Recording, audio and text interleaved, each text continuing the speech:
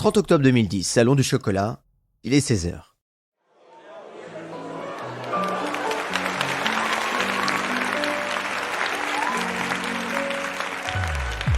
Mesdames et messieurs, voici donc le 3e participant de ce concours Charles Proust pour décerner la meilleure création en chocolat autour du thème de la Saint-Valentin.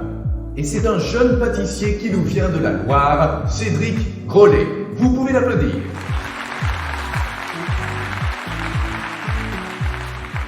Cédric entre sur la scène avec une sculpture d'un homme et d'une femme entièrement en chocolat. Il est nerveux. Il regarde autour de lui, puis pose avec l'aide de son assistant les 2 pièces en chocolat qui font plus de 100 kilos. Il saisit alors un chalumeau pour faire fondre d'autres parties en chocolat qu'il va rajouter. L'assistant s'extasie devant la maestria du jeune pâtissier. Mais Cédric est trop pressé. Il trébuche alors sur la scène et fait tomber son chalumeau qui enflamme le rideau derrière lui. Oh non! Mesdames et messieurs, je suis désolé, nous allons devoir interrompre le concours. Nous avons un problème. 2 hommes arrivent en courant avec un extincteur et éteignent aussitôt le feu. Cédric est effondré de honte. Il quitte la scène sans dire un mot. Il regarde son assistant une dernière fois puis se précipite dans un coin du salon où il s'écroule en larmes. Des jours et des mois de travail qui s'écroulent aussi par sa faute, par son manque de préparation mentale. Après ce jour-là, rien ne sera plus jamais pareil pour le jeune Cédric. Je vous emmène aujourd'hui sur les traces d'un pâtissier et d'un entrepreneur qui va surmonter toutes les épreuves pour devenir un pâtissier reconnu mondialement. Un homme qui se fera par la seule force de son travail, Cédric Grolet. Dans ce premier épisode, Cédric, un véritable cancre à l'école, se découvre une passion pour la pâtisserie. Bienvenue sur Il était une fois l'entrepreneur, le podcast où je vous raconte les histoires des entrepreneurs. Car oui, entreprendre est toute une histoire. Je m'appelle Laurent Brouat et ce podcast est produit par Inspire Média. Cédric Grolet naît dans le petit village de Presles, en Loire, en 1985. Il est le fils d'un routier et d'une mère au foyer, avec 3 autres enfants. On jouait avec un rien, on montait dans les arbres, on jouait aux billes, c'était une vie très simple. Oui, Presles, c'est une 30aine de personnes à l'année, mais Cédric est élevé dans un environnement très strict, où le père n'a qu'un mot à la bouche, travail. Son grand-père paternel est encore plus strict. Ce grand-père, d'ailleurs, qui tient un restaurant juste à côté. Si Cédric veut faire des choses, il devra se débrouiller par lui-même. Et d'ailleurs, pour réussir dans la vie, il faut travailler. Le problème, c'est que le petit Cédric n'aime pas les livres, qui le lui rendent bien. Ses parents sont désespérés et Cédric, par contre, développe un amour du travail manuel. C'est à l'âge de 10 ans, en 1995, qu'un moment avec son grand-père lui fait réaliser cet amour de faire des choses avec ses mains. Août 95. Fiston, viens voir. C'est quoi? C'est la machine qui fait de la glace. Je peux goûter? Mets ton doigt dans la turbine et racle la glace. Puis Cédric plonge son petit doigt délicatement. Il regarde la glace un moment puis la goûte. Il ferme les yeux. Une explosion de saveurs se bouscule dans sa bouche. Il n'a jamais goûté une glace à la vanille aussi bonne. C'est incroyable ce goût. Le lendemain, au milieu de ses vacances, il se plante devant ses parents un soir. Je veux faire des gâteaux, j'adore les desserts. Sa mère, elle le regarde fier. Elle lui donne tous ses ustensiles de pâtisserie. Il se lance alors. À 14 ans, ses résultats scolaires ne s'améliorent pas, mais il décide d'aider son grand-père dans le restaurant familial. Pour gagner quelques sous le week-end et les vacances, et parfois même le soir, il sert en salle, il fait la vaisselle. Il n'a pas peur de travailler toujours plus. La seule chose dont il a peur, les livres. C'est aussi à l'âge de 14 ans qu'il fait son vrai premier gâteau, un fraisier.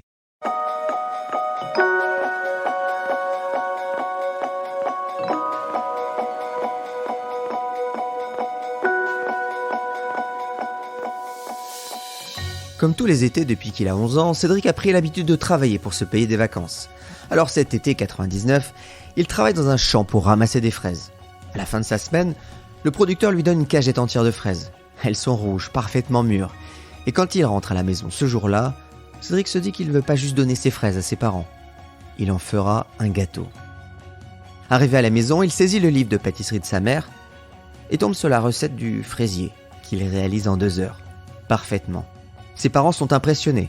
Cédric, lui, il est vraiment fier. C'est décidé. Il fera de la pâtisserie son métier.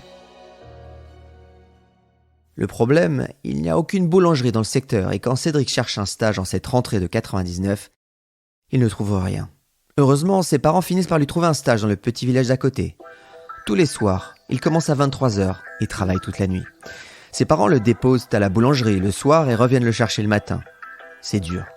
Mais Cédric s'éclate. Pourtant, les parents de Cédric se disent qu'il ne pourra pas tenir ce rythme très longtemps. Mais ils se trompent. Leur enfant est résistant. Mieux, pour la première fois de sa vie, il réussit quelque chose en dehors de l'école. Et puis, après un mois de stage, le patron appelle ses parents. Il veut les voir. C'est un lundi et la boulangerie est fermée. Le patron est installé dans le fond de la boutique, sur une table couverte de farine. Il fait encore chaud pour une journée de début octobre. Quand les parents Grolet sonnent à la porte avec leur fils, ils se demandent bien ce que cet homme va leur dire. Le patron les fait entrer dans la boutique, puis dans la pièce du fond. Ils s'assoient tous autour de la table couverte de farine. Merci, monsieur et madame Grolet, d'être venus. Je voulais vous parler. J'espère que Cédric n'a rien fait. Ah non, au contraire, c'est ce que je voulais vous dire. Je suis soulagé, nous avons des soucis à l'école avec Cédric et... Monsieur Grolet, votre fils, il est incroyable. Il bosse énormément, ne se plaint jamais et il a un tour de main pour faire les gâteaux. Je lui explique une seule fois la recette, il s'en souvient et l'applique à la lettre. Quelques minutes plus tard, dans la voiture de retour, sa mère regarde fière son fils et lance « Mais qu'est-ce que t'as fait au patron ? Il est amoureux de toi. Il est complètement fan de toi. Il a dit que tu vas finir dans l'excellence. » Cédric enchaîne alors les formations. Il obtient son CAP de pâtissier, chocolatier, glacier à Puy-en-Velay en 2002, puis son brevet technique des métiers à l'École nationale supérieure de la pâtisserie en 2004. Mais surtout, le jeune pâtissier se révèle un brillant pâtissier qui enchaîne les concours locaux puis nationaux.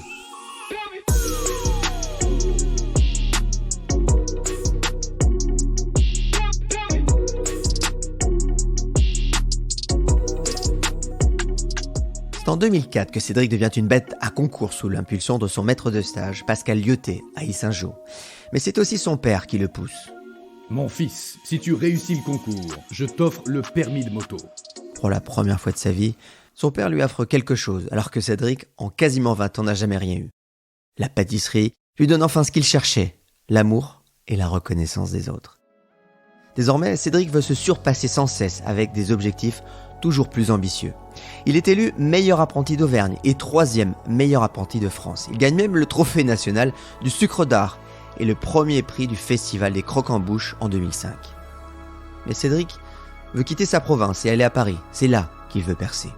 En 2006, il envoie son CV chez tous les pâtissiers et grands restaurants de Paris. Un échec. Enfin, pas tout à fait. Oui, allô ? Bonjour madame, j'aimerais parler à Cédric Grolet, s'il vous plaît. Oui, bien sûr. Cédric, il y a un monsieur au téléphone pour toi. Oui ? Je suis Benoît Couvrant et je travaille chez Fauchon. J'aimerais que vous veniez faire un test chez nous la semaine prochaine. C'est possible ? Oui ? Oui, bien sûr, je serai là. Quelques jours plus tard, c'est un Cédric dans ses petits souliers qui débarque dans le laboratoire Fauchon à Courbevoie. Le jour d'essai est concluant. Cédric est pris comme commis sous la direction des chefs Christophe Adam et Benoît Couvrant. Il doit tout faire en quelques jours, trouver une chambre de bonne et apprivoiser la capitale Paris. Et c'est dur pour le jeune homme, surtout que chez Fauchon, il passe ses journées à faire des macarons pendant 14 heures d'affilée. Et ce, pendant 1 an et demi. Le jeune homme enrage dans son coin devant sa machine à macarons. C'est pas possible. Ils n'ont pas perçu mon potentiel. Je peux pas faire ça toute ma vie. Puis, il est envoyé en boulangerie où sa rage de travail et son implication font des miracles. Finalement, après 3 ans de travail acharné, alors qu'il pense partir, le miracle se produit quand Benoît Couvrant lui demande « Dis Cédric, tu as un passeport ? Oui ? Pourquoi ? Car on t'envoie à Pékin pour l'ouverture du Fauchon là-bas. » Mais c'est une blague. J'ai jamais pris l'avion. Le début d'une nouvelle aventure.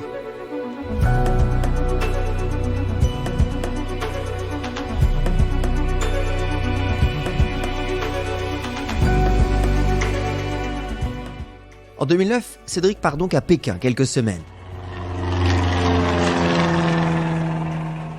Pour lui, tout est nouveau. Premier voyage en avion, première fois en Asie. Là-bas, il travaille sur la formation des nouveaux pâtissiers de Fauchon et passe beaucoup de temps avec ses 2 chefs, Christophe Adam et Benoît Couvrant. Puis, à son retour à Paris, il lui propose le poste de pâtissier de recherche et développement. Un poste très convoité, notamment par tous les pâtissiers chez Fauchon, et ce, alors que Cédric n'a jamais fait un seul gâteau pour Fauchon. Ces 2 chefs ont été impressionnés par sa créativité et sa capacité de travail pendant son séjour à Pékin. Pendant 2 ans, Cédric fait des tests et lance des créations et des essais chez Fauchon. Il parfait sa technique et teste les nouvelles formes de pâtisserie tout en s'inspirant des meilleurs. Pourtant, la bête à concours qu'il est ne lâche jamais la reconnaissance et le besoin de se confronter aux défis les plus fous. Quand, en octobre 2010, il se retrouve dans un coin du salon en chocolat en larmes. Il trébuche alors sur la scène et fait tomber son chalumeau qui enflamme le rideau derrière lui. Mesdames et messieurs, je suis désolé, nous allons devoir interrompre le concours, nous avons un problème. Des mois de boulot qui partent en fumée. Cédric participe à un autre concours quelques mois plus tard, mais le résultat est encore plus catastrophique quand sa pièce montée s'écroule quelques heures avant d'être présentée. Et là, Cédric et son corps craquent. Il fait un burn-out sévère et pleure tous les jours. Il ne sait plus s'il pourra vraiment travailler. Fauchon ne lui permet plus de préparer ses concours. Il veut franchir un cap. Il sait qu'il doit partir. Début 2011, il est 5h30 du matin quand Cédric vient au laboratoire Fauchon, comme tous les matins. Cette fois, il a le cœur lourd. Écoute Benoît, j'ai pris ma décision.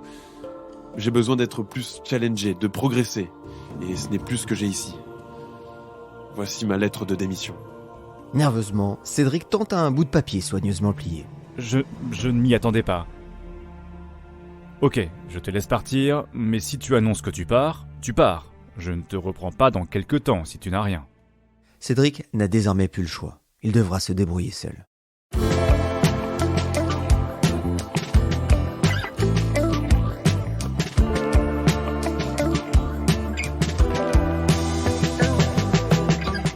En février 2011, Cédric part à La Rochelle chez son oncle traiteur. Il a besoin de se reconstruire.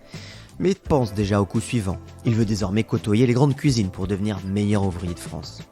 Il envoie une lettre chez Le Nôtre, mais n'a aucune réponse. Puis il envoie une lettre au Meurice, le palace parisien, pour un poste de sous-chef pâtissier.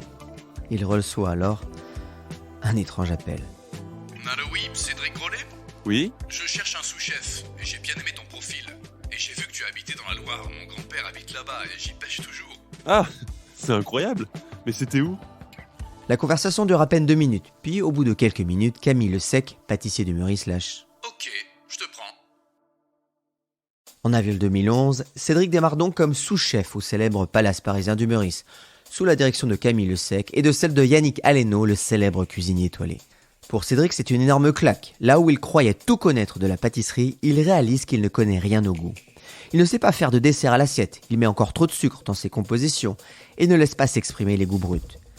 Mais la confrontation avec Yannick Aleno est encore pire. Celui-ci ne lui laisse rien passer et le fait bosser, rebosser toutes ses pâtisseries. Il ne reconnaît que la perfection.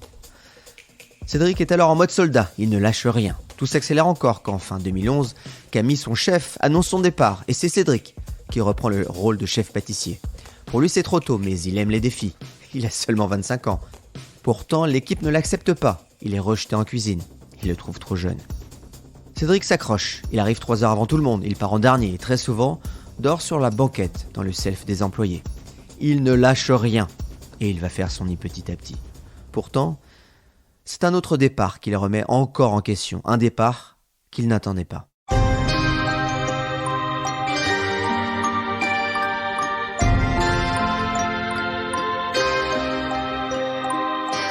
Cela fait 10 ans que Yannick Aleno est à la tête du Meurice. En décembre 2012, il annonce son départ. Yannick Aleno est lessivé, il a l'impression de ne plus être créatif. Il propose alors à Cédric de partir avec lui. Cédric refuse, il ne se sent pas à la hauteur. C'est alors Alain Ducasse, le célèbre cuisinier étoilé au restaurant du monde entier, qui débarque. Mais ce nouveau patron se révèle un problème pour Cédric qui va au-devant des plus grandes difficultés de sa carrière. C'est une des directrices du Meurice qui lui en parle. Tu sais, Cédric, Ducasse, non seulement il veut faire ses propres desserts, mais surtout il va ramener son propre chef pâtissier. Alors un Cédric totalement inconnu pour avoir les 3 étoiles, il n'y croit pas. Un défi de plus pour Cédric, un défi qu'il va devoir relever. Et ça, c'est une autre histoire, au prochain épisode. Merci pour votre fidélité. Alors tant que j'y pense, ce podcast, c'est 3 jours de travail par épisode. Et tout ce travail, c'est évidemment une équipe derrière. Merci donc à Thibaut Viotte, Sarah Brevet pour l'écriture et la recherche, et Morgane Bouchiba pour le son, mais aussi tous les acteurs qui interviennent dans les dialogues. Vous l'avez entendu, il y a pas mal d'acteurs. Fabien, Gaël, Céline, Jean-François, bref. Si vous avez aimé, si vous avez été inspiré, pensez bien à mettre des étoiles et surtout à parler de ce podcast. C'est ce qui me permet. Et ce qui permet aussi d'avoir beaucoup plus de visibilité pour tout ce travail. Et ça, c'est évidemment une autre histoire.